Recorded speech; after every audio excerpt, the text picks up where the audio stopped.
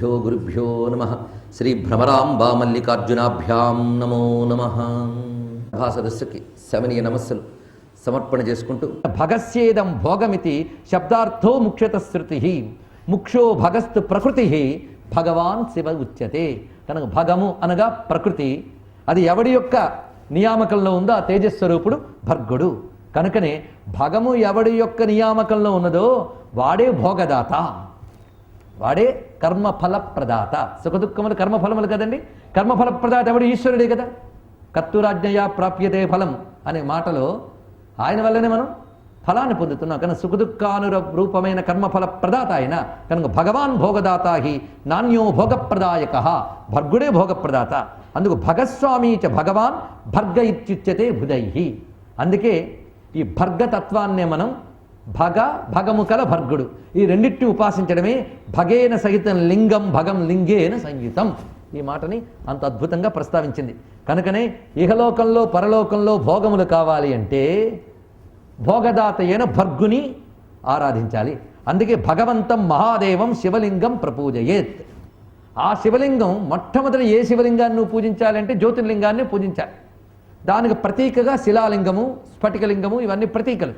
కానీ నువ్వు పూజించడానికి నువ్వు సృష్టించకుండా తయారైన జ్యోతిర్లింగం ఒకటి ఉంది. అది లోక ప్రసవిత సూర్య తచ్చిహ్నం ప్రసవాత్ భవేత్. కనుకనే లోకాన్ని సృష్టించగలిగేటువంటి భర్గుడు సూర్యమండలం ద్వారా ఈ భువనమును సృష్టిస్తున్నాడు కనుక సవిత అని అన్నారు. సవిత అంటే ప్రసవకర్త, సృష్టికర్త. కనుక సృష్టికర్త భర్గుడే కదా. కనుక భర్గుడు సూర్యమండలాంతర్వర్తి కదా. కనుక సూర్యరూప లింగమునందు భర్గుడు ఉన్నాడు అని ఎంత చక్కగా అన్వయించాడు చూడండి. అది చూపించాడు. దానికే అప్పయ్య దీక్షితుల వారు చెప్పిన మాటే కాకుండా శృతి ప్రమాణం, స్మృతి ప్రమాణం అంటే పురాణ ప్రమాణం కూడా మనకు కనిపిస్తున్నది. కనుక భర్గుడు అని వేదమాత అయిన గాయత్రి ఈయన్నే ప్రతిపాదించింది. కనుక ఆయన నుంచే బ్రహ్మాండములన్నీ మాలికలుగా ఉత్పన్నమయ్యి ఆయన వల్లనే తిరిగి పెడుతున్నాయి. మాలిక అని చెప్పడంలో లెక్క కందని తనం ఒకటి, పొందిక అనే ఒకటి, అన్ని ఒక పొందికగా నడుస్తున్న అడదిడ్డంగా వెళ్ళట్లేదు. ఈ పొందికని అసంఖ్యాకమైన దాన్ని నడిపే తేజస్వరూపుడు. ఇది భర్గ శబ్దానికి గాయత్రి మంత్ర ప్రతిపాద్యంగా చెప్పారు. చిత్రం ఏమిటంటే ఆ భర్గుడే విశ్వరూపుడు కనుక తర్వాతి మాట విశ్వరూపం వైన విశ్వేసు పొడగంటి విశ్వచక్షుని విశ్వవేద్యున భవుని కంటి. తదంతర్గతమైన తేజస్సుతోని విశ్వమంతా ఆవిర్భవించినప్పుడు బీజశక్తే కదండి వృక్షమంతా వ్యాపించి ఉంటుంది. కనుకనే పరమాత్మ శక్తే ప్రపంచమంతా వ్యాపించింది. కనుక విశ్వేశ్వరుడు వేరు, విశ్వము వేరు కాదు. కనుక విశ్వరూపం వైన విశ్వేసు పొడగంటి. జగత ఈషధీ యుక్త సేవనం ఈశావాస్యం ఇదం సర్వం. జగత ఈషధీ యుక్త సేవనం చెప్పిన వారెవరు? రమణ మహర్షి. ఈశావాస్యం ఇదం సర్వం చెప్పింది ఎవరు? ఉపనిషత్తు. ఆ మాట ఇక్కడ అన్వయించుకుంటే విశ్వేశ్వరుడు ఈశ్వరుడే, విశ్వమంతా ఆవాస్యం వ్యాపించిపోయాడు గనక విశ్వరూపం వైన విశ్వేసు పొడగంటి విశ్వచక్షుని విశ్వవేద్యు అభవుని కంటి. ఏమిటండి ఈ మాటలు ఎంత అందంగా చెప్పాడు. విశ్వచక్షువుట, విశ్వతశ్చక్షురుత విశ్వతోపాత్. ఇది కూడా ఇందాక నేను చెప్పినటువంటి శ్వేతాశ్వతోపనిషత్తులో మంత్రం. విశ్వతశ్చక్షురుత విశ్వతోపాత్ సరిగ్గా అక్కడే వస్తుంది. ఏకోహిరుద్రోణద్వితీయోవతస్తే తర్వాత క్రమంలో వస్తుంది మంత్రం. అందుకే దాన్ని ఆ క్రమం వేదక్రమం అలా పాటించాడు ఇందులో ఈయన. కనుక విశ్వచక్షువు అంటే అర్థం సమస్తము ఆయనకి నేత్రమే. విశ్వము అనే మాటకు అర్థం సమస్తము. ఇది గుర్తుపెట్టుకోండి. సమస్తము ఆయన కన్ను పరిచుందిట. దివీవ చక్షురాతతం అన్నారు ఇక్కడ. పెద్ద కన్ను ప్రపంచమంతా అంటే అన్నిటినీ గమనించే సాక్షి స్వరూపుడు. సాక్షి రూపంగా సమస్తమనందు వ్యాపించి ఉన్నటువంటి వాడు. పైగా మీరు ఎంత ప్రపంచం చూడాలంటే మీకు కన్ను ఉండాలి, అంతే కదా. కానీ కంటికి కన్ను ఈయన. ఇంత ప్రపంచం చైతన్యవంతం కావాలంటే ఈ కన్ను ఉండాలండి, లేకపోతే ఈ ప్రపంచమే చైతన్యం కాదు. కనుక సర్వప్రపంచ చైతన్య హేతుభూతమైన వాడు కనుక విశ్వచక్షువు. అంతేకాదు ఆయన ఉన్నాడు అన్నది విశ్వం వల్లే తెలుస్తుంది. పరమాత్మ ఉనికి ప్రపంచం వల్లే తెలుస్తుంది. ఈ మాట గుర్తుపెట్టుకోండి. అప్పుడే వేదాంతం వేడెక్కించింది నాకు తెలుసు. కానీ సింపుల్ థింగ్స్ ఎందుకంటే పరతత్వ ప్రతిపాదన చేసినప్పుడు వేదాంతాలు తవ్వుతున్నాడు మహానుభావుడు. విశ్వవేద్యుడు ఈ మాట మనకి గజేంద్రుడు కూడా విశ్వకరు విశ్వవేద్యుని అనే మాట చెప్తారు అక్కడ. విశ్వవేద్యుడు అనే మాటకు అర్థం ఏమిటి? విశ్వము ద్వారా తెలియబడివాడు. చాలా గొప్ప మాట అండి ఇది. ప్రపంచం ఇంత డిసిప్లిన్గా ఇంత పద్ధతిగా నడుస్తోంది అంటే నడిపేవాడు కూడా ఉన్నాడని తెలియాలి. కానీ నడిపేవాడు ఉన్నాడని ఎవరి వల్ల తెలిసింది? నడుస్తున్న ప్రపంచం బట్టి నడిపేవాడు కూడా ఉన్నాడని తెలుస్తోంది, అంతే కదండి. మీ ఇంట్లో ట్యాప్ తిప్పితే నీళ్ళు వచ్చాయి, లైట్ వేస్తే కరెంట్ వచ్చింది. అప్పుడు మీకు ఏంటి తెలిసింది? వాటర్ సప్లై ఆఫీస్ ఒకటి ఉంది. అదేవిధంగా ఎలక్ట్రికల్ ఆఫీస్ ఒకటి ఉంది అన్నారు. అంతేగాని రోజు మీకు ఆ ఆఫీస్ ఫోటో కానీ ఏవి ఇంట్లో పెట్టుకున్నారా, లేకపోతే రోజుకోసారి వెళ్ళి చూస్తున్నారా? దీన్ని బట్టి అది ఉందని ఎలా తెలుసుకున్నారో ఈ ప్రపంచం నడుస్తున్న పద్ధతి బట్టి పద్ధతిగా నడిపించిన పరమాత్మను తెలుసుకోవాలి. అది విశ్వవిద్యాలయం. అంత అందమైన అన్వయం ఉందండి. మనం నడుస్తున్న ప్రపంచాన్ని చూస్తున్నాం కానీ ఎందువల్ల నడుస్తుందో ఆలోచించలేదు. దీన్ని పశు బ్రతుకుని అంటారు. పశువులు చూడండి, సూర్యకాంతి వల్ల చక్కట పంటలు పండుతుంటే తల ఉంచుకు తినేస్తూ ఉంటాయి. కానీ వెలిగించేవాడిని ఒక్కసారి కూడా తలెత్తలేవు. ఎందుకంటే వాడికి ఎత్తే తల ఇవ్వలేదు భగవంతుడు. అది వాటి కర్మ. దించే తలే. ఏదో మనకు కాస్త ఎత్తే తల ఇచ్చాడు ఒక్కడికి. ఎత్తే తల ఇచ్చిన వాడు పైవాడిని చూసే బుద్ధిని తెచ్చుకోమని చెప్తున్నాడు మనకి. అర్థమైంది కదా? కనుక విశ్వతశ్చక్షురిత విశ్వతోపాద అనే మాట, అయితే విశ్వరూపం అనే మాట, శివుడికి విశ్వరూపుడు అనే మాట అనేక చోట్ల చక్కగా కనబడుతుంది. విరూపాక్షం, విశ్వరూపం ఇలాంటి శబ్దములు వేదమయందు శివపరంగా చాలా చోట్ల కనబడతాయి. అంతేకాదు కృష్ణ పరమాత్మ మహాభారతంలో అనుశాసనిక పర్వంలో ధర్మరాజుకి శివుడి నామాలకు అర్థం చెప్తూ ఉంటాడు. తెలుసా మీకు? కృష్ణుడు చెప్పడం ఏంటని అనుకోరు మీరు. కనుక విశ్వరూపుడు అని పేరు టీంకి. ఎవరికి? శివుడికి. శివశబ్దం ఎందుకు వచ్చింది, మహాదేవ్ ఎందుకన్నారు, మహేశ్వరుడు ఎందుకన్నారు, అన్ని కృష్ణుడు చెప్తారండి. ఆ చెప్తూ విశ్వరూపుడు అనే పేరు శివుడికి ఎందుకు వచ్చిందో చెప్తున్నారు. విశ్వం రూపం యతస్తస్య విశ్వరూప శివస్మృత. ఇది కృష్ణుడు నోటంట పలికినటువంటి మహాభారతంలోని వ్యాసవాక్యం. ఏమనంటున్నాడు? విశ్వమంతా ఆయన రూపమే గనక, రూపం అంటేనే వ్యక్తీకరణ. అవ్యక్తుడైన పరమాత్మ యొక్క వ్యక్త స్వరూపమే విశ్వం. కనుకనే విశ్వం రూపం యతః తస్య, ఈ విశ్వరూపం ఎవరిదో ఆయన, ఆ శివుణ్ణి విశ్వరూపుడు అన్నారు. ఇది ప్రమాణం. ఈ విశ్వం నడిపేటప్పుడు విశ్వంలో 3 పనులు జరుగుతున్నాయి కదా, ఇవి సృష్టి స్థితి లయలు. కనుక 3 చేయడానికి ఆయన 3 అయ్యాడు. అది చూపిస్తున్నారు. 3 మూర్తుల కాది మూర్తి దేవుని కంటి 3 మూర్తులలోన ముక్కంటి పొడగంటి. ఎంత చక్కటి మాట చూడండి.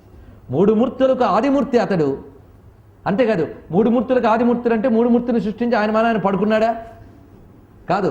3 మూర్తులలోన ముక్కంటి పొడగంటి. 3 మూర్తుల్లోని మళ్ళీ ఆయనే ఉన్నాడు. అందుకే మనకు ఆ స్తోత్రం చేసేటప్పుడు ఆ పరమేశ్వరుని స్తుతిస్తూ సృష్టికర్త సృష్టి విషయే బ్రహ్మరూప అన్నారు. సృష్టి చేసేటప్పుడు నువ్వు బ్రహ్మస్వరూపుడివి, అలాగే పాలన సమయంలో విష్ణుస్వరూపుడివి, నువ్వే రుద్రస్వరూపుడివి, నువ్వు నిజానికి పరంజ్యోతివి అనే మాట మనకి శివస్థుతుల్లో కనిపిస్తూ ఉంటుంది. అందుకు 3 మూర్తులలోన ముక్కంటి పొడగంటి. కనుక శివభక్తులు 3లో శివుణ్ణి చూడాలి. అప్పుడు ఇంకేం నిందిస్తారు చెప్పండి? 3 మూర్తులలోన ముక్కంటి పొడగంటి. అంతేకాదు విశ్వరూపుడైనప్పుడు కనబడే రూపాలు కదా, కనబడే రూపాలతో విశ్వంలో ఉన్నాడు. ఎన్ని రూపాలు ఉన్నాయండి విశ్వంలో? చెప్పగలరా? లెక్క పెట్టగలరా? నేను చెప్తా లెక్క. మీరు ఎంత విశ్వాన్ని పెట్టుకున్న 8 మూర్తులు. అది చూపిస్తున్నాడు. విశ్వమంతా కలిపి 8 మూర్తులు, ప్రత్యక్ష స్వరూపాలు. అష్టమూర్తుల కీర్తుల మరంగ పొడగంటి ఇష్టభోగములెల్ల ఇచ్చు వేల్పని కంటి అన్నాడు ఇక్కడ. ఈ విశ్వరూపుడు అన్నప్పుడు విశ్వమంతా ఎంత కలిపినా ప్రత్యక్షాభిస్తనువి అని కాళిదాసు చెప్పాడు. పరమేశ్వరుడు ప్రత్యక్ష స్వరూపాలతో 8 రూపాలతో ఉన్నట్ట. తాను వీరభవతు అష్టాభిరీశ అంటాడు కాళిదాసు. 8 రూపాలతో జగత్తుని రక్షిస్తున్నటువంటి వాడు. భూరంభాంస నెలోని లోంబర మహర్నాథో హిమాంసు పుమాన్ ఇత్యాభాతి చరాచరాత్మకమిదం యస్యైవ మూర్త్యష్టకం నాణ్యత్కించన విద్యతే విమృశతాం యస్మాత్ పరస్మాత్ విభో తస్మై శ్రీ గురుమూర్తయే నమయిదం శ్రీ దక్షిణామూర్తయే. చూడండి ఇక్కడ. కనుక అష్టమూర్తి స్వరూపుడే విశ్వమంతా ఉన్నవాడు అతడు అని విష్ణు పురాణం కూడా అష్టమూర్తులని శివుడి గురించి చెప్పింది. జగత్తులో అష్టమూర్తులకు భిన్నమై ఏదైనా ఉందా?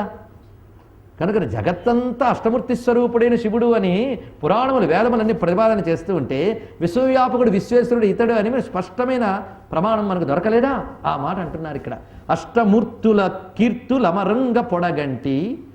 ఈ అష్టమూర్తి స్వరూపుడై మనకి ఇస్తున్నవన్నీ అష్టమూర్తుల ద్వారానే ఇస్తున్నాడు కదా. కనుక భర్గుడే భోగములు ఇచ్చువాడు అని ఇందాక మాటని ఏం చెప్తున్నాడంటే ఈ ప్రకృతి రూపంలోనే ఏ భోగమైనా మనం పొందుతున్నాం. కనుక ప్రకృతి ద్వారా అష్టమూర్తి స్వరూపుడైన శివుడు ఇస్తున్నాడు. అందుకే ఇష్టభోగములెల్ల ఇచ్చు వేల్పని కంటి. ఆ తత్వం తెలిసాక ఇంకా అజ్ఞానం ఉంటుందండి. అన్నీ ఆయనే అని తెలిసి నువ్వెవడు? ఇది కూడా అదే. అప్పుడు శివోహం స్థితి రాలేదా? అప్పుడు నీ అజ్ఞానం ఏమైపోయింది? మొత్తం ధ్వంసమైంది. కనుక అజ్ఞానం దేనివల్ల ధ్వంసమైంది? శివజ్ఞానం వల్ల. శివుని పొడగనడం వల్ల అజ్ఞానం పోయింది. కనుక శివుడు ఎలా వచ్చాడంటే అజ్ఞానమనే చీకటికి మహాసూర్యుడిలాగా వచ్చాడు. ఇది అసలాదిత్య మండలం. అందుకే శంకర్లు అంటారు శివానంద లహరిలో, నిన్ను కోటి సూర్యప్రకాశుడు అంటారే, ఇలాంటి కోటి సూర్యప్రకాశుడివి ఒక్కడివి నా హృదయంలో ఉన్నావు. కోటి సూర్యప్రకాశులవే నువ్వు హృదయంలో ఉంటూ కూడా నా హృదయంలో చీకటి పోలేదయ్యా. ఒక్క సూర్యుడి వల్ల ప్రపంచంలో చీకటి పోతుంది. ఇదేమైనా బాగుందో చెప్పు, నీకే అపకీర్తి, తొందరగానే చీకటి పోగొట్టన్నాడు. అది చెప్తున్నారు ఇక్కడ. అజ్ఞాన తిమిర సంహార సూర్యుని కంటి, అసలు సూర్యుడి వీణ అజ్ఞాన తిమిర సంహార సూర్యుని కంటి. అయితే ఆ సూర్యుడు దొరికేక మోక్షం ఎంత సులభం, కానీ అది రావాలంటే సుజ్ఞాన సంశీల సులభ మోక్షము కంటి. సుజ్ఞాన స్వభావం కలిగిన వాళ్ళకి సులభమైంది మోక్షం, అంతే కదా. మోక్షం చాలా సులభంట ఎవరికి? జ్ఞానం ఉన్న వాళ్ళకి. ఆ జ్ఞానం రావడం మహా కష్టం. జ్ఞానం వస్తే సులభం, జ్ఞానం రావడం మహా కష్టం. వచ్చింది అది బాధ.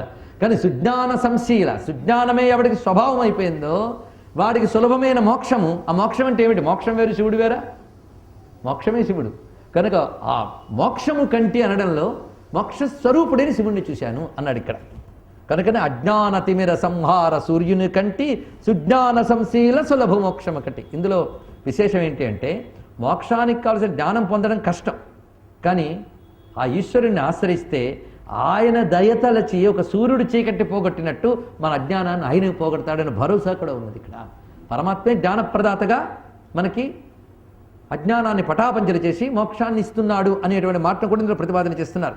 అక్షరత్రయ రూపం అక్షయని పొడగంటి దక్షాధ్వర ధ్వంస ధన్యవేషుని కంటి. ఆ చూసిన స్వరూపము అక్షరత్రయ రూపము.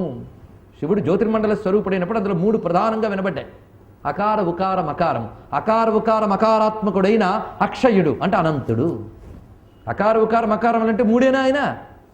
3గా వినిపించినప్పటికీ అనంతుడు ఆయన. కనుక అక్షయుని పొడగంటి. ఈయనే దక్షాధ్వర ధ్వంస ధన్యవేషుని కంటి. ఆయన వేషం ధన్యవేషం అంట. ధన్యవేషం అంటే ధన్యత అంటే ఏమిటి? ఆయన వేషం ధన్యమా? ఆయన స్తుతించే మనం ధన్యులు, కానీ ఆయన ధన్యవేషుడు అనొచ్చా అండి? అనొచ్చు. ధన్య అంటే ఎందుకు వచ్చాడో ఆ పని చేసేవాడు ధన్యుడు. ఇది గుర్తుపెట్టుకో. కృతకృత్యత అని అర్థం ధన్యం అంటే. ప్రయోజనం నెరవేర్చుకోవడమే ధన్యత అండి. కనుక ఎవడు ధన్యుడు సృష్టిలో? కొంతమంది డబ్బు రాగానే ధన్యులం అయిపోయేవండి అంటాం. కానీ ధన్యత అంటే మనిషి ఎందుకు పుట్టాడో అది సాధించడు.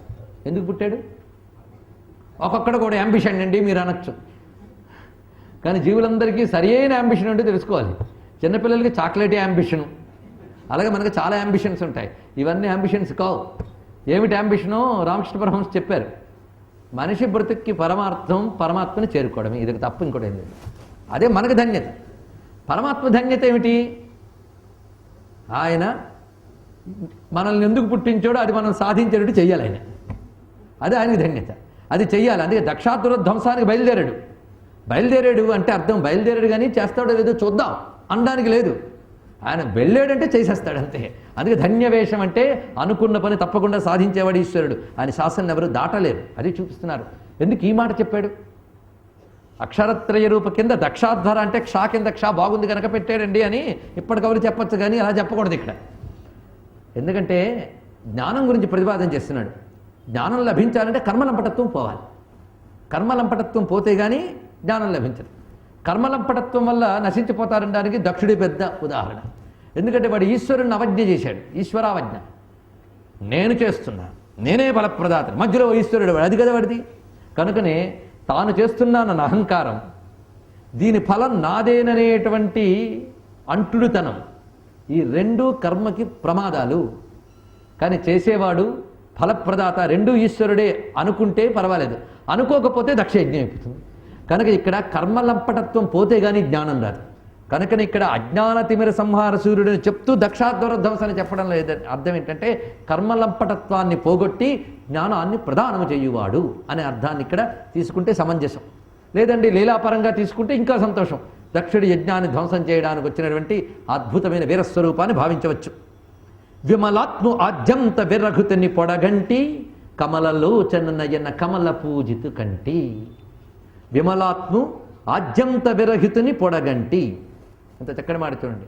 ఆయన ఆద్యంత రహితుడు. భర్గుడు అని మొదలుపెట్టారు కదా. భగము అనగా ప్రకృతి, భర్గుడు అని చెప్పాడు. ఈ ప్రకృతికి అంతమున్నది. నయన కమలంతో పూజించాడు.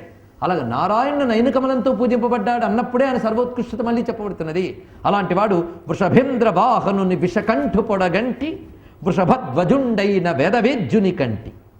వృషభేంద్ర వాహనుడు అనగా నందీశ్వరుడిపై కూర్చున్న విషకంఠుడు. ఈ వృషభేంద్ర వాహనుడు ఎందుకన్నారు తర్వాత చెప్తూ, విషకంఠుడు అంటే రక్షకుడు, సర్వజగద్ రక్షకుడు. అక్కడ కూడా ఆయన ఉత్కృష్టం చెప్తున్నారు.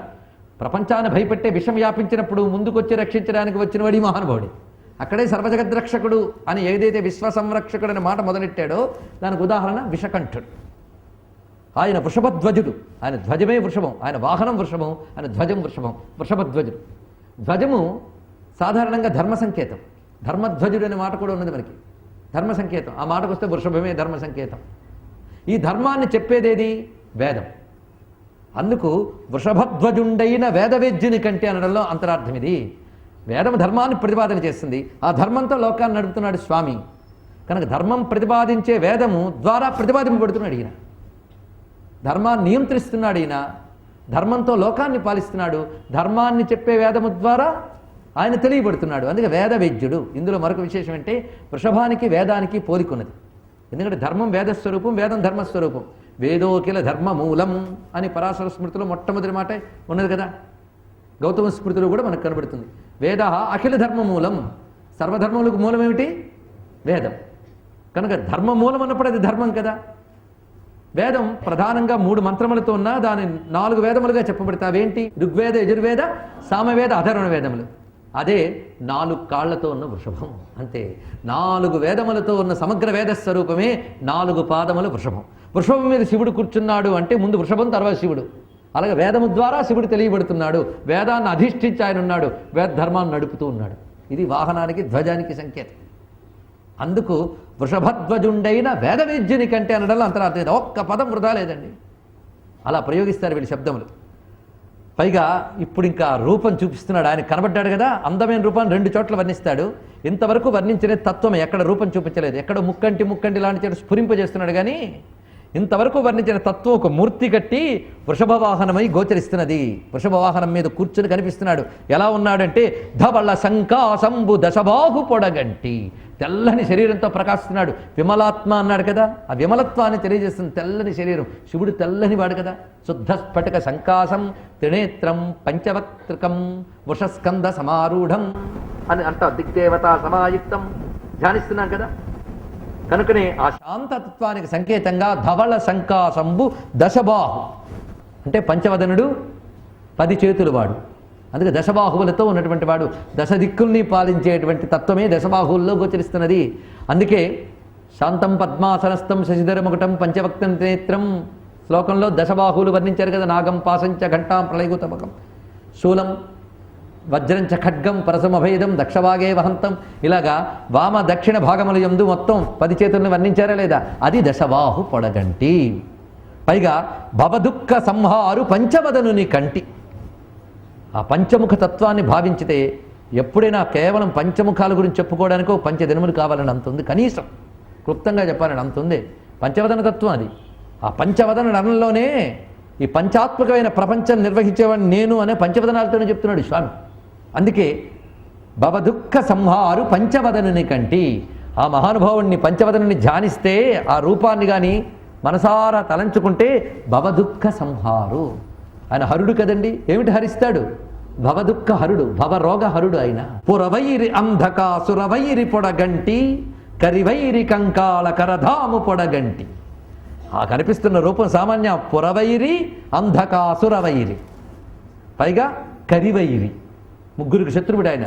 పురములకు శత్రువు, పైగా అంధకాసుర వైరి, అంధకాసురుడికి శత్రువు. అంధకాసుర సంహారం చేశాడు. కరివైరి, గజాసుర సంహారం చేశాడు. దీని అంతరార్థం స్పష్టంగా తెలుస్తుంది కదా. త్రిపురాసుర సంహారం చేసిన వాడు, స్థూల సూక్ష్మ కారణ శరీరములు నేననే అహంకారాన్ని పోగొట్టేవాడు. అదేవిధంగా త్రిపుటిని పోగొట్టి ఏకత్వం చేసేవాడు. అదొక అర్థం. అంతేకాదు జీవుడికి స్థూల సూక్ష్మ కారణ శరీరాలు కలిపి ఒకటే అనుకున్నా అది ఇక్కడితో అయిపోయింది. ఇది కాక మరో 2 శరీరాలు ఉంటాయి. ఇది పోయినా ఊర్ధ్వలోక సుఖాలకి భోగ శరీరం, అధోలోక దుఃఖాలకి యాతనా శరీరం.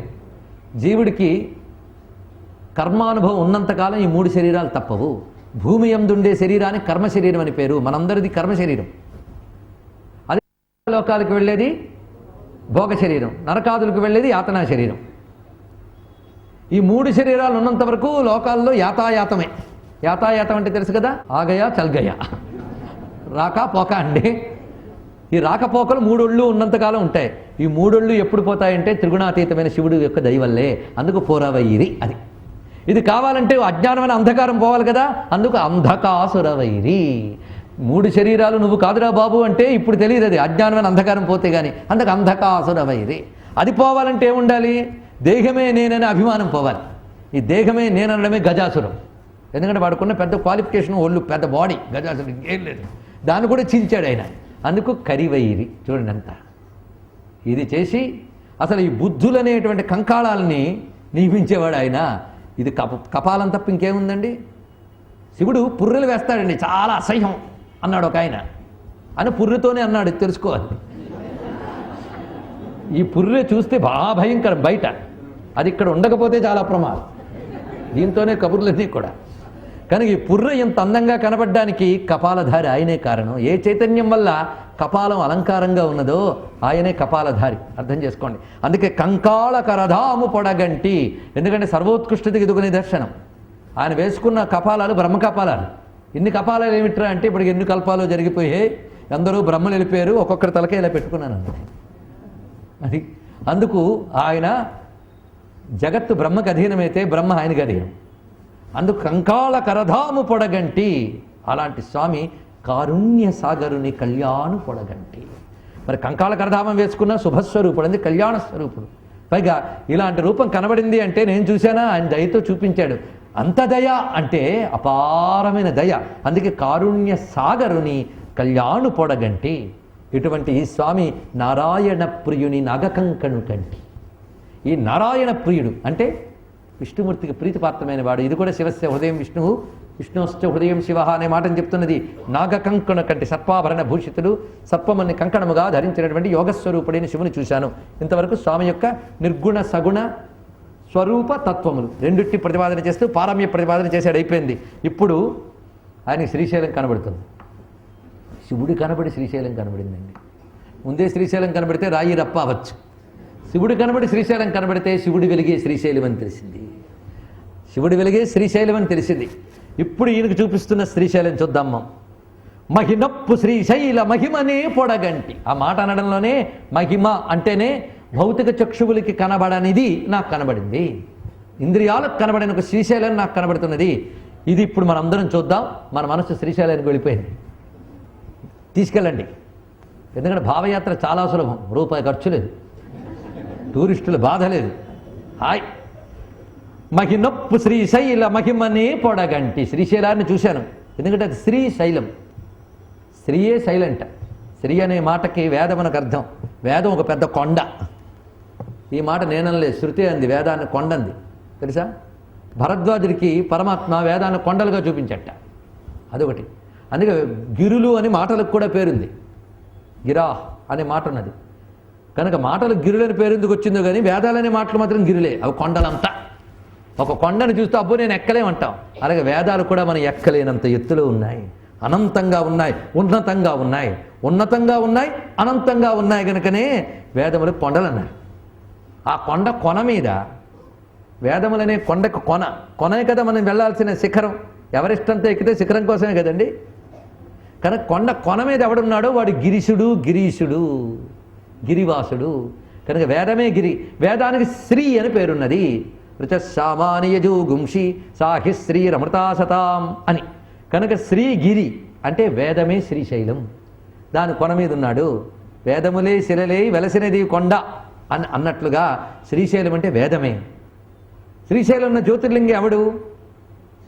వేదములకే స్వరూపాన్ని ఇచ్చిన వేదవిద్యుడైన పరమాత్మ. ఆ విషయం ఉంది కనుకనే వెంటనే తర్వాత మాట ఏమన్నాడో చూడండి. బహువేద శాస్త్రములు ప్రణుతి చేయుట గంటి. వేదములన్నీ ఆ శ్రీశైల వాసిని స్థుతిస్తూ ఉన్నాయి. ఇది మామూలు కొండ కాదు, భూలోక కైలాసపురమనగ పొడగంటి. భూలోక కైలాసం ఇది. మనం అందుకోలేకపోతే ఆయన అందుబాటులోకి వస్తాడు. అలా వచ్చినవే క్షేత్రాలన్నీ. అవి కూడా అందుకోలేని దౌర్భాగ్యులు ఉంటారు, అది వేరే విషయం. మరి వాళ్ళకి ఆయన మాత్రం ఏం చేయగలడండి? భూలోక కైలాసపురమనగ పొడగంటి పాలాక్షుడచ్చోట బాయకుండుట కంటి. అక్కడ త్రినేత్రుడైన శివుడు విడవకుండా ఉంటాడు, అదొకటి. బాయకుండుట కంటి. ఇంకా ఆ శ్రీశైలం అనగానే ఆయనకు ఎలా కనిపిస్తుందంటే చూడండి, అన్ని దిక్కుల నుంచి శ్రీశైలం కనబడుతుందట. సమగ్ర పర్వతాన్ని ఒక చోటు చూశాడు. మీరు కొండకెళ్తే అలా చూడలేరు, మీరున్న చోటు చూడగలరు. కానీ ఈయనకు మొత్తం శ్రీశైలం దర్శనమిస్తుంది. చూపించేవాడు శివుడైతే అంతా చూడొచ్చు, విశ్వరూపమే చూపించవచ్చు. కనుకనే ఆ శ్రీశైలానికి ధృతి తూర్పు మొగసాల త్రిపురాంతకము కంటి, అతుల జ్యోతిర్లింగమట యామ్యమున కంటి, పలు పశ్చిమ ద్వార బ్రహ్మేశ్వరము కంటి, చెలువొందు నుత్తర శ్రీ మహేశ్వరు కంటి, క్షితిలక్ష కోట్లకును శివతీర్థములు కంటి, చతురప్ప 10 కోట్ల శక్తి రూపుల కంటి. ఆయన కనబడింది ఇవ్వండి. ధృతి తూర్పు మొగసాల త్రిపురాంతకము కంటి. శ్రీశైలానికి 4 ద్వారాలు ఉన్నాయని ఇప్పటికీ మనకు చారిత్రకంగా చెప్తున్నది. పురాణం ఈ లెక్కన ఖచ్చితంగా చెప్పింది. ఇలా చూస్తే శ్రీశైలమే ఒక జ్యోతిర్లింగా కనబడుతుంది. దానికి ముఖాలు ఇవి. ఏ ముఖం ఏంటో చూడండి. ఇక్కడ ముఖమే ద్వారము అని చెప్పబడుతుంది. మొగసాల అంటే ముఖద్వారం అని అర్థం. ధృతి తూర్పు మొగసాల, శ్రీశైలానికి తూర్పు ముఖద్వారము త్రిపురాంతకం. త్రిపురాంతకం మనకు తెలుసు కదా, త్రిపురాంతకము కంటి. అంతేకాదు అతుల జ్యోతిర్లింగమట యామ్యమున కంటి. యామ్యము అంటే దక్షిణ దిశ. దక్షిణ దిశ యందు నాకు జ్యోతిర్లింగం కనబడింది అన్నాడు. అది సిద్ధవటము. అక్కడున్న లింగం జ్యోతిర్లింగమే. దానికి ప్రమాణం పురాణంలో ఉన్నది. పలు పశ్చిమ ద్వార బ్రహ్మేశ్వరము కంటి. పశ్చిమ ద్వారంలో నాకు బ్రహ్మేశ్వరము కనబడింది అన్నాడు. ఇక్కడ బ్రహ్మేశ్వరం అంటే ఏమిటి? అలంపురం, జోగులాంబ, అది బ్రహ్మేశ్వర క్షేత్రం. అక్కడ శివుడు బ్రహ్మేశ్వరుడు. చెలువందు నుత్తర శ్రీ మహేశ్వరు కంటి. ఉత్తర ద్వారం ఉమామహేశ్వరం అని చెప్పబడుతున్నది. ఇప్పటికీ ఆ క్షేత్రములు అలాగున్నాయి. దీన్ని బట్టి పర్వతం ఏర్పడ్డాక సరిహద్దులు ఏర్పడలే, వీటితో పాటే శ్రీశైలం వచ్చింది తెలుసుకోండి. కనుక ఇవి 4 ముఖాలుట. అయితే ఈ 4 ద్వారములే కాకుండా 4 ద్వారాలు ఏంటో గుర్తున్నాయి కదా, త్రిపురాంతకము, సిద్ధవటము, అలంపురము, ఉమామహేశ్వరం. ఇవి కాక ఉపద్వారములు కూడా మరికొన్ని శాస్త్రములు ఎందుకు చెప్పబడుతున్నాయి. ఒకటి ఈశాన్యంలో ఏలేశ్వరం, ఆగ్నేయంలో సోమశిల, నైరుతిలో పుష్పగిరి, వాయవ్యంలో సంగమేశ్వరం. ఇవి ఉపద్వారములుగా చెప్తారు. అంటే మరి 8 కూడా చెప్పుకోవడం. కానీ పురాణ ప్రకారంగా మనం పరిశీలించితే ఇక్కడ చిత్రం ఏంటంటే, చతుర్ముఖ ద్వారములు చెప్పడమే కాకుండా చతుర్ద్వారములతో కూడిన శ్రీశైలంట పంచముఖ శివస్వరూపంట. ఇది చెప్తున్నారు. ఈ రహస్యాన్ని మనకు పురాణాలు చాలా చక్కగా చెప్పాయి. అనేక పురాణాల్లో శ్రీశైల మహిమ చక్కగా చెప్పబడుతున్నది. అదృష్టవశాత్తు చక్రపాణి రంగనాథుడి వల్ల గ్రంథములు పరిశోధించే భాగ్యం లభించి అందులో ఉన్నవి కూడా తీసుకొచ్చి మీకు అందించే భాగ్యం లభించింది. దీనిలో ముఖ్యంగా పండితారాధ్య చరిత్ర రచించినటువంటి పాల్కురికి సోమనాథుడు మహానుభావుడు ఎన్ని రచించాడు తెలుసా. సంస్కృతంలో కూడా ఆయన సోమనాథ భాష్యము, రుద్రభాష్యం ఇత్యాది గ్రంథాలు రచించాట. తెలుగులో కూడా చాలా రచనలు చేశాడు. వృషాధిప శతకం అని అత్యద్భుతమైన గ్రంథం రచించాడు. చాలా చేశాడండి పాల్కురికి సోమనాథుడు. అందులో పండితారాధ్య చరిత్రలో పర్వత ప్రకరణము ఒక అత్యద్భుతమైనటువంటి అధ్యాయంలో వివిధ పురాణముల నుంచి స్వీకరించినటువంటి శ్రీశైల మహిమని ఆయన చెప్తూ అక్కడ పరమేశ్వరుడు పంచముఖ స్వరూపుడై ఉన్నాడు అనే విషయాన్ని పురాణాధారంగా ఆయన చెప్తున్నది మనం చెప్పుకుందాం. ఇప్పుడు ఏ దిక్కున ఏ ముఖం ఉందో అలా చూస్తే పంచముఖ స్వరూపమే శ్రీశైలం అనబడే ఒక మహాపర్వతము. ఇది శివస్వరూపమే. వలసి తదీయ సజ్జోజాత వదనము అలరె బ్రహ్మేశ్వరంబన పశ్చిమమున. ఇది నేను ఇప్పుడు మీకు ఆయన రచనలోకి తీసుకెళ్ళిపోయాను. ఈ తెలుగు ఆయనది. ఎవరిది? పాల్కురికి సోమనాథుడిది. వలసి తదీయ సజ్జోజాత వదనము అలరే బ్రహ్మేశ్వరంబన పశ్చిమమున. బ్రహ్మేశ్వరం అని చెప్పబడే పశ్చిమ ద్వారం స్వామి యొక్క సజ్జోజాత వదనం. వామదేవాంచిత వక్త్రంబు తనరే తా మహేశ్వరమనగా ఉత్తరమున. ఉమామహేశ్వరం అని మనకు చెప్తున్న మహేశ్వర క్షేత్రము ఆయన వామదేవ వదనము ఉత్తరంలో ఉన్నటువంటిది. ఇది శాస్త్ర ప్రమాణంగా కూడా పశ్చిమం సజ్జోజాతం, ఉత్తరం వామదేవ, ఆ ప్రకారంలోనే వెళుతున్నారు. గురి దక్షిణమున అఘోర వక్త్రంబు. అఘోర వక్త్రం రుద్ర ఎత్తే దక్షిణం ముఖంతేన మహాంపాహి నిత్యం. ఇది శ్వేతాసూత్ర పరిషత్తులోని మంత్రం. గురి దక్షిణమున అఘోర వక్త్రంబు వరలే జ్యోతి సిద్ధవటనాథుడనగా. అక్కడ జ్యోతిర్లింగం అనే మాటని జ్యోతి అనే శబ్దంతో చెప్పాడు చూడండి ఆయన పాల్కురికి వారు. జ్యోతిసిద్ధవటనాథుడనగా. ఇక రమణ తత్పురుష వక్త్రము మహామహిమ అమరే తూర్పున త్రిపురాంతకంబనంగా. ఇక తత్పురుష వక్త్రం తూర్పు వైపు త్రిపురాంతకంగా చెప్పబడుతున్నది. కనుక 4 ముఖాలు అయిపోయా, ఇంకా 5 ముఖం ఎక్కడ? తనరే ఈశాన వక్త్రంబు ఊర్ధ్వమున మల్లికార్జున నామంబు దాల్చి అన్నాడు ఇక్కడ. కనుక ఈశానలింగం ఏదయ్యా అంటే అతీతమైన తత్వాన్ని తెలియజేస్తూ ఉన్నటువంటి మల్లికార్జునుడే ఈశానలింగము. ఇది మనం చూడవలసిన పంచముఖ స్వరూపం. కనుకనే ఇక్కడి మహానుభావుడు ఆ 4 దిక్కుల్లో ఉన్నటువంటి స్వామిని చెప్తూ క్షితి 1,00,000 కోట్లకును శివతీర్థములు కంటి. శ్రీశైలంలో మనం వెళ్ళలేని మహాలింగములు చాలా ఉన్నాయట, మనం చూడలేనివి. అక్కడ ప్రకటంగా అప్రకటంగా ప్రకటాప్రకటంగా కొన్ని లింగములు ఉన్నాయని వర్ణించారు పురాణములందు. అక్కడ స్వర్ణలింగములు, తామ్రలింగములు, స్ఫటికలింగములు, సర్వధాతులింగములు, జ్యోతిర్లింగములు ఉన్నాయట. కానీ ఇవన్నీ మానవ నేత్రాలకు కనిపించట. చిత్రం. కానీ సాధనలో మన దశ బట్టి మనం చూడగలిగే లింగాలు చూడొచ్చు. కొన్ని కోట్లు లింగాలు ఉన్నాయన్నాడు. ఒక్క మాటలో చెప్తే ఈ క్షేత్రం అంతా కూడాను ఒక మహాలింగం. ఎన్నో లింగాలున్న మహాలింగమయ్యా. అది మన పాల్కురికి వారి భాషలో చూద్దాం, ఎంత అందంగా చూపిస్తున్నాడు. లింగమూర్తుల ప్రోగు లీలల లాగు. అందమైన మాట. లింగమూర్తుల ప్రోగు. ప్రోగు అంటే తెలుసు కదా, తెలుగు మాటలో కనుక మర్చిపోయి ఉంటాం, లేదా తెలియకుండా ఉంటాయి. అది చెప్తున్నాను. ప్రోగు అంటే కుప్ప. లింగమూర్తుల ప్రోగు లీలల లాగు. ఎన్నో లీలలు బలంగా ఉన్నాయట. మంగళత్వము నెల్ల మహిమలకి ఎల్ల. మంగళత్వాలకి మహిమలకి ఎల్లటది. అంటే దాన్ని మించిన గొప్ప మహిమలు ఏం లేవు, అన్నీ అక్కడ ఉన్నాయి. పరమార్థముల కాది ప్రమతుల వేది. సురతరువుల గుంపు సురభుల సొంపు. అక్కడ కల్పవృక్షాలు ఉన్నాయట, తెలుసా మీకు? ఏవి కోరుకుంటే అవి ఇచ్చేది. మనకు చూడడానికి పచ్చ చెట్లా కనబడచ్చు, కానీ అందులో ఎన్ని కల్పవృక్షాలు మనకు తెలియదు. పైగా ఈయన కనబడ్డాయి ఎవరికి? చక్రపాండంగా అవి చూపిస్తానికి ఎలాంటి చెట్లు కనబడ్డాయో. సురతరువుల గుంపు సురభుల సొంపు. సురభులు అంటే కామధేనువులు, అవి అక్కడ తిరుగుతున్నాయట. అంతేకాదు శ్రీశైలంలో ఏ గోవైనా కామధేనువే అన్నాడండి. ఏ చెట్టైనా కల్పవృక్షమే, ఇందులో సందేహం లేదు. చింతామణుల పెళ్ళు. చింతామణులు అంటే తెలుసు కదా, ఏ కోరుకుంటే అది ఇచ్చేది. సిరి పుట్టినిల్లు. శ్రీశైలం అన్నప్పుడే తెలుస్తున్నది. ఎందుకంటే కటాక్ష కింకరీభూత కమలాకోటి సేవిత అయిన భ్రమరాంబిక కొలువున్న తీరు గనక సిరి పుట్టినిల్లు.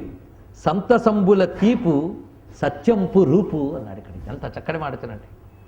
స్పర్శవేదుల రాశి ప్రత్యక్ష కాశీ అన్నాడు ఇక్కడ. స్పర్శవేదుల రాశి. స్పర్శవేది అంటే తెలుసు కదా, పరుషవేదులు. స్పర్శ నుంచే పరుష అనే మాట వచ్చింది, పసరు కాదు అది. స్పర్శవేది, అదే పరుషవేది. స్పర్శవేదుల రాశి అంటే ఇనుమును కూడా బంగారం చేయగలిగే స్పర్శవేదులు. మన సిద్ధనాగార్జునుడు మొదలైన వాళ్ళు ఇంకా సిద్ధులు ఎంతమందో పరుషవేది విద్య కోసం శ్రీశైలంలో పరిశోధన చేశారని ఎప్పటికీ కొందరు ఆశపోతులు తిరుగుతూ ఉంటారు పాపం కష్టపడి. కానీ స్పర్శవేదికి మనం తెలుసుకోవాల్సింది ఏంటంటే పనికిమాలిన లోహాల్లాగున్న జీవుల్ని ఆయన స్పర్శ చేసి పరమాత్మనే బంగారంగా మార్చేస్తాడు. అది శ్రీశైలానికి ఉన్న మహిమ.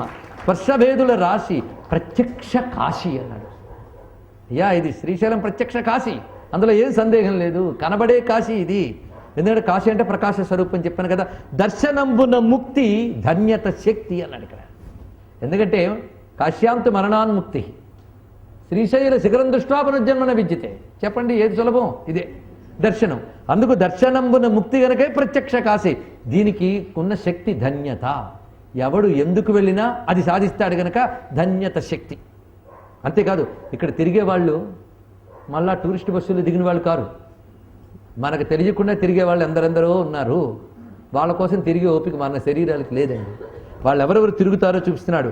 దమితేంద్రియుల సీమ దాసుల ప్రేమ అన్నాడు. దమిత ఇంద్రియుల అంటే అర్థమైంది కదా. ఇంద్రియ నిగ్రహశీలురైన వాళ్ళు అక్కడ ఆ సీమలో సంచరిస్తూ ఉంటారు.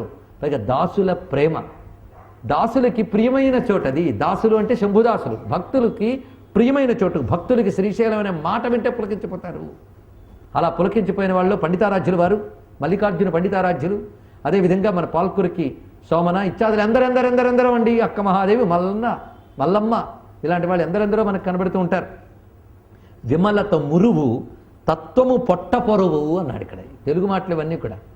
విమలత ముచ్చటగా తిరుగుతూ ఉంటుంది ఇక్కడ, నిర్మల జ్ఞానం. అంతేగా తత్వము దీని లోపల దాగి ఉన్నది. సంగీతముల గుత్తి శరణుల వృత్తి అన్నాడు ఇక్కడ.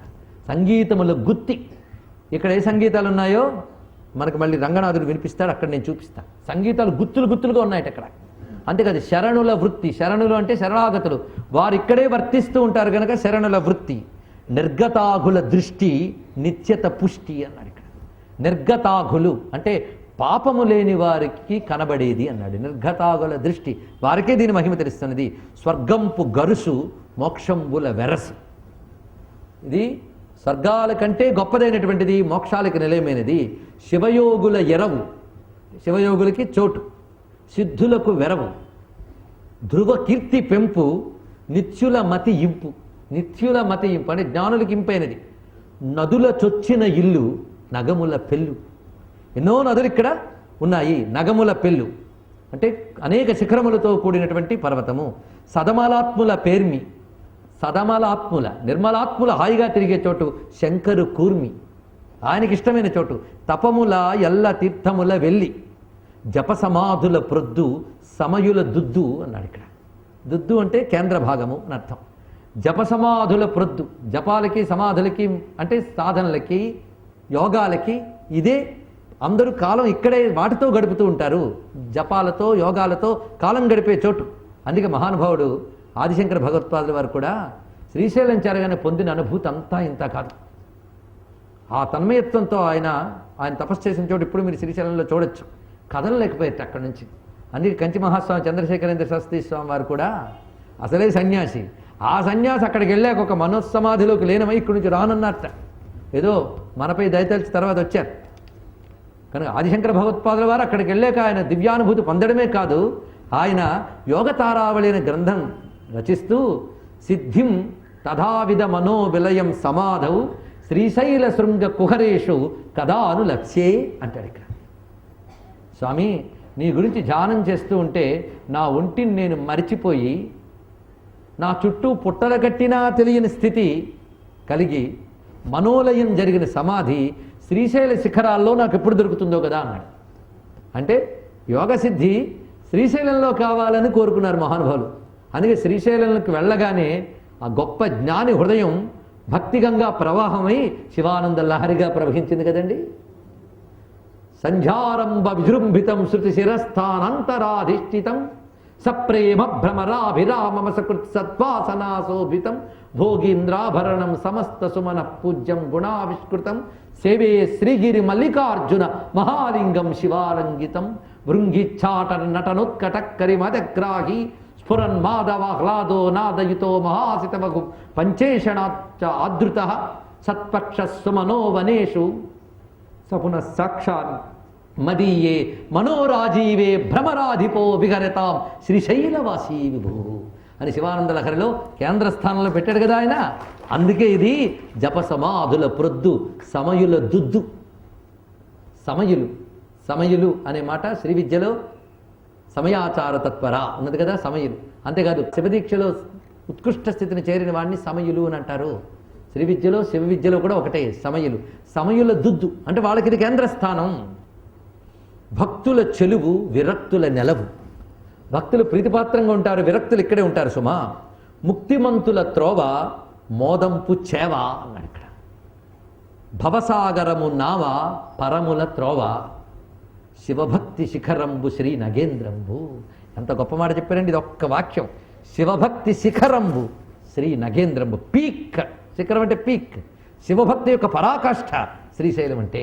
కనుక శివభక్తి శిఖరంబు శ్రీ నగేంద్రంబు అటువంటి దివ్యమైన పర్వతం సుమా ఇది. అందుకే ఇక్కడ ఎన్ని కొండలు ఉన్నాయండి, అందులో ఒకటి శ్రీశైలం అంటే పాపం వస్తుంది. భువి ధరించిన ఎట్టి భూధరేంద్రములు. కొండలకి భూధరములు అని పేరు. ఎందుకంటే భూమికి ఇవి పట్టుకొమ్మలట. భూమిని బ్యాలెన్స్ చేయడానికి ఈ పర్వతములు సృష్టింపబడ్డాయట. విష్ణు పర్వతానామధిపతి అని చెప్పేటప్పుడు భూమిని భరించడం కోసం పర్వతములు, అందుకు భూధరములు అని పేరు. కనుక భువి ధరించిన ఎట్టి భూధరములు.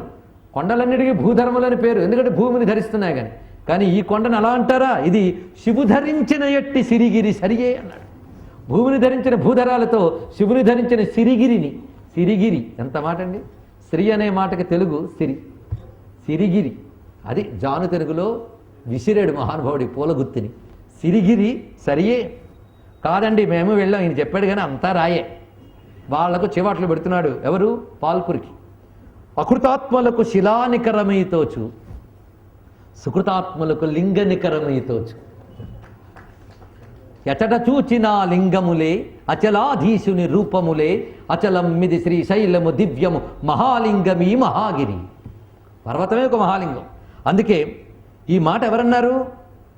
అను పురాణోక్తి తా నదియేల తప్పు. ఈ మాట పురాణోక్తి. ఇది ఎందుకు తప్పుతుందయ్యా? నిజం. ఎందుకంటే ఎవరికి ఎలా కనబడుతుందో చూడండి. సామాన్యులకి రాయే, కానీ భక్తులకు కూడా 3 రకాలుగా కనబడుతుందట. అనయంబు పూజాఫలాపేక్షితులకు కనుగొన స్థూలలింగ స్ఫూర్తితోచు, అనయంబు యోగ సుఖాపేక్షితులకు కనుగొని సూక్ష్మలింగ స్ఫూర్తితోచు, అనయంబు భక్తి సుఖాపేక్షితులకు కొనగొని పరమలింగ స్ఫూర్తితోచు అన్నాడు. ఇక్కడ కేవలం పూజలు చేస్తూ బాహ్య దృష్టి కలుగుతూ భక్తి కలిగిన వాళ్ళు మంచివాళ్ళే. బాహ్య దృష్టితో పూజ చేస్తూ పూజాఫలాన్ని కోరేవారికి ఇది స్థూలలింగంగా తోచుతుంది. తోచు అన్నాడు ఇక్కడ. చూచు వేరు, తోచు వేరు. తోచు బుద్ధికి స్ఫురించడం, చూడడం ఏ కంటికైనా లేమేనకు కూడా కనబడుతుంది. నీ సాధన బట్టి తోచడం ఉంటుంది. ఇదే స్ఫురణ, ఇదే ప్రచోదయ, గుర్తుపెట్టుకోండి. కనుకనే నీ సాధనలో భక్తితో ఆయన పూజిస్తే పూజాఫలంగా ఇది స్థూలలింగంగా కనబడుతుంట. అదే యోగ మార్గంలో నువ్వు వెళితే యోగ సుఖాపేక్షితులకు కనుగొని సూక్ష్మలింగంగా గోచరిస్తుందట. భక్తి సుఖాపేక్షితులకు, కేవలం పరమమైన ప్రేమ భక్తి కలిగిన వాళ్ళకి ఇది పరమలింగ స్ఫూర్తి పొల్చు అన్నాడు. దీనికి మళ్ళీ ప్రమాణం చూడాలి అంటే ప్రమాణం చూపించారు ఎవరు? సోమన గారు. ప్రమాణంలో కూర్మ పురాణంలో తదీయం త్రివిధం రూపం అన్నాడు. ఆ లింగము త్రివిధం రూపం, స్థూల సూక్ష్మ పరమ అని 3 రూపములతో ఉంటుంది సుమా. అందుకే ఇక్కడున్నవి క్షితి 1,00,000 కోట్లకును శివతీర్థములు గంటి. ఇక్కడ మన కథలో కూడా పురాణాల్లో ఏం చెప్తున్నారంటే పరమశివుడు పంచముఖములతో ఆవిర్భవించడమే కాకుండా అష్టమూర్తి లింగములుగా ఒక దిక్కుకు వెళ్ళే ఒక దిక్కునున్నట్ట. ఇప్పటికీ మనకు కనబడతాయి, మీరు వెళ్ళి చూడండి అష్టమూర్తి లింగాలు. ఇంకోవైపు స్వామి యొక్క ఇతర తత్వములకు మోక్షేశ్వర లింగమునకు లింగం ఉందిట. ఇలాంటి కొన్ని లింగములు చెప్పారు. అంతేకాదు అక్కడ మల్లికా కుండమునదిట. ఇలాంటి కుండములు లెక్కలేని తీర్థాలు ఉన్నాయి. అక్కడ ప్రవహించే చిన్ని ధార కూడా ఒక మహాతీర్థమే. ఇలాంటి తీర్థములు ఎన్నున్నాయంటే క్షితి 1,00,000 కోట్లకును శివతీర్థములు కంటి. అంతేకాదు శక్తులు చతురప్ప 10 కోట్ల శక్తి రూపులు కంటి. కోట్ల కొలది శక్తి రూపాలు కనిపించాయన్నాడు ఇక్కడ. 10 కోట్లు కూడా అనంతవాచి. ఎందుకంటే పరమేశ్వరుని శక్తులు 3 రకాలు ఉంటాయట. సాత్వికి, రాజసి, రౌద్రి. తామసి అనడానికి సాత్వికి, రాజసి, రౌద్రి అని చెప్పబడుతున్నటువంటి శక్తులు. ఇందులో రౌద్రి శక్తులు 9 కోట్లు, తర్వాత సాత్వికి శక్తులు అనంత కోట్లు, బ్రాహ్మీ శక్తులు రాజసీ శక్తులు 18 కోట్లు అని మన పూర్వ పురాణంలో చెప్తున్నారు. ఆ వెంటనే ఏం మాట చెప్తారంటే ఈ 3 రకాల కోట్ల శక్తులు శివుని యొక్క శక్తులు అన్నాడు. ఈ శక్తులు ఎన్ని రూపాలు ధరించి ఉన్నాయో అన్ని రూపాలతో శివుడు ఉన్నట్ట. ఎందుకంటే శక్తి ఎన్ని రూపాలు ధరించినా శివుడే భర్త. అందుకే ఇక్కడ 10 కోట్ల శక్తి రూపుల కంటి. అంతేకాదు మనం చూడలేని దివ్యస్థలములు ఇప్పటికీ ఎన్నో ఉన్నాయి. ఎన్నో కాంతిమయమైన వేదికలు, ఋషి వాటికలు, సిద్ధవాటికలు, తపోవాటికలు ఇప్పటికీ ఉన్నాయి. అందుకే దివ్యస్థలంబులను దివ్యులను పొడగంటి దివ్య యోగీంద్రులను దివ్య మహిమల కంటి. వాళ్ళ యొక్క మహిమలు యోగులు కనబడ్డారు.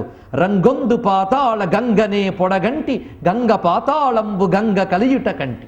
అంతేకాదు అక్కడ పాతాళ గంగ అని చెప్పబడుతుంది కృష్ణానది. కానీ నిజానికి అక్కడ గంగ పాతాళ లోకం నుంచి వచ్చి కలుస్తుంది అక్కడ. కనుక అది గంగ కలిసిన చోటు. అక్కడ గంగలో నాకేం కనబడ్డాయో తెలుసా? ముజ్జగాలు కనబడ్డాయి. గంగలో సాధనలు చేస్తూ కదలకుండా ఉన్న దేవతలు ఋషులు నాకు కనబడ్డారు అన్నాడు. మనకు ఒట్టి నీరు కనబడుతుంది కానీ ఈయనకి అది కనబడుతోంది. గంగలో త్రిజగములు కదలకుండుట కంటి. గంగ కదులుతోందండి, దానిలో సమస్త భువనములు కదలకుండా ఉన్నాయి. గంగలో సురమునులు కదలకుండుట కంటి పుణ్యకుండములెల్ల పులుపారునను కంటి. అనేక పుణ్యకుండములు ఉన్నాయి. పుణ్య జలములతోడ పొసగ ధారలు కంటి. పవిత్ర కుండములు, పవిత్ర జలధారలు. అంతేకాదు నాకు కొండ ఎలా కనబడిందంటే సరినొప్పు బంగారు శైలంబు కొనగంటి. నాకు బంగారు రంగుతో కనబడింది, అంటే హిరణ్మయమైన పర్వతం. అంతేకాదు అలా చూడగా పరికింప నవరత్న పర్వతంబుల కంటి. కొన్ని రత్నాల పర్వతాలు కొన్ని కనబడ్డాయి దానిలో. అంటే ఒక్కొక్క రత్నముతో ఒక్కొక్క కొండ కొన. ఎనసి యోగస్థలములెల్లచో పొడగంటి ఘన బిలంబులు గుహలు గఫరంబులు కంటి. ఇవి అర్థమవుతున్నాయి కదా. కామరూపుల గిరుల గణకతో పొడగంటి. ఇవి ఒట్టి కదలని కొండలు కావుట. కొన్ని కామరూపాలన్నారు. అంటే ఆ పర్వత శిఖరాలు ఏ రూపమైనా ధరించి తిరుగుతూ ఉంటాయి, ఇచ్ఛారూపాలతో తిరుగుతూ ఉంటాయి. అవి కనబడ్డాయి. అంతేకాదు అక్కడ నాకు కల్పవృక్షాలు కనబడ్డాయి. అవి కామరూపులనున్న కల్పతరువుల కంటి. ఆ కల్పతరువులు కూడా ఏ రూపం అంటే ఆ రూపం ధరించి తిరుగుతూ ఉంటాయట అక్కడ శ్రీశైలంలో. పైగా చరపర్వతంబులును చరవృక్షములు కంటి. మనం స్థిర పర్వతాలు స్థిర వృక్షాలు తెలుసు కానీ కనబడుతున్నవి కదిలే కొండలు, కదిలే చెట్లు కనబడుతున్నాయట. అవి దర్శనమిస్తున్నాయి ఆయనకి. అంతేకాదు ధరణి ప్రొద్దొక ఛాయ తరులు గిరులును కంటి, పగలు రాత్రి కూడా ఒకేలా కనబడేటువంటి వృక్షాలు కొండలు కనబడుతూ ఉన్నాయి. పైగా ఎక్కడ ఎడమ లేకుండా కొండలు క్రిక్కిరిసిపోయి కనబడుతున్నాయి, ఎడమ లేకుండా వృక్షాలు కనబడుతున్నాయి. గిరులు నీడలు లేక క్రిక్కిరియ పొడగంటి, తరులు నీడలు లేక తనరుచుండుట కంటి, నీడ తరుగని శైల నికరంబు పొడగంటి. అంతేకాదు కొన్ని చోట్ల చిత్రం ఏంటంటే ఒకే చెట్టుకి అన్ని వృక్షాల ఫలాలు ఉండడం చూశాను, ఒకే వృక్షానికి అనేక వృక్షజాతులు ఉండడం చూశాను. ఇప్పటికీ ఇలాంటి దివ్య వృక్షాలు ఉన్నాయి. దానికి అన్వేషణ ఉండాలి, శోధన ఉండాలి, సాధన ఉండాలి. అందుకు వృక్షమొక్కటి సర్వవృక్ష ఫలములు కంటి, వృక్షమొక్కటి సర్వవృక్ష జాతులు కంటి. అంతేకాదు నేను ఇంతకాలం పక్షులు, కొండలు, చెట్లు ఏవో వాటి మానవ పడున్నాయని అనుకున్నాను, కానీ అవన్నీ మల్లికార్జును కొలుచుకుంటున్నాయన్న విషయం నాకు ఇప్పుడు కనబడింది. అవి కొలుచుకుంటున్నాయి. కొలుచుకుంటున్నప్పుడు మా దగ్గర కదా మల్లికార్జును ఉన్నాడు, మాదంతా మల్లికార్జున తేజంతో ప్రకాశిస్తున్నాం కదా అని చిందులు వేస్తున్నాయటండి. ఏమిటి? కొండ శిఖరాలు, చెట్లు చిందులు వేస్తున్నాయట. నగపక్షి మృగతరులు నాట్యమాడుట కంటి, నగపక్షి మృగతరులు నాతు గొల్చుట కంటి, నరసురాసురులు మానాతు గొల్చుట కంటి. నాకు మానవులే కాకుండా సుర అసురులు, దేవతలు, దానవులు అందరూ కూడా ఉమానాథుని కొల్చుట కంటి, అంటే భ్రమరాంబా సహితుడైన మల్లికార్జున స్వామిని వారందరూ కొలుచుకుంటున్నారు. హరివిధి ఇంద్రాదులట నభవు కొల్చుట కంటి. మామూలు దేవతలే కాదు, దేవతలకు కూడా అధిపులైనటువంటి బ్రహ్మ, విష్ణు, ఇంద్రాదులందరూ కూడా అభవుడు అనగా శివుని కొల్చుట కంటి. అంతేకాదు రుద్రు కొల్చిన పెక్కు రుద్రులను పొడగంటి. ఈయన అసలు రుద్రుడు సదాశివ రుద్రుడు.